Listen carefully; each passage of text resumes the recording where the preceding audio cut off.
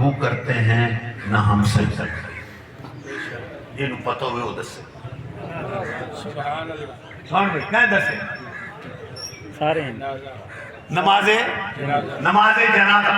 اب اس کی وجہ کیا ہے؟ نماز جنازہ پر نہیں ہو رہا ایسا کام۔ مولوی صاحب بھی کھڑے ہیں، کوئی مولوی صاحب اچھا نہیں رہنے دو، میں ہونے جا کے بیٹھ جانا۔ مولوی صاحب بھی کھڑے ہیں، پوری قوم کھڑی ہے، ماجرا کیا؟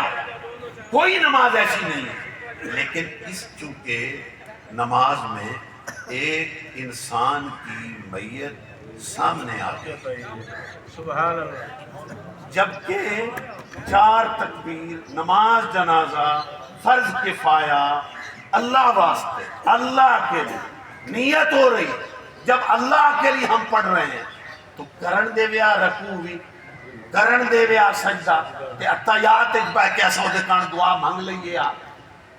اللہ نے فرمایا نہیں کسی قوم کو مغالطہ نہ لگ جائے کہ اے جنازے تک میت اگو پہ ہوندہ ہے، اس لئے تے سجدہ کیتی پہ ہوندے، اگے پیچھے سجدہ کیوں نہیں کریں دے؟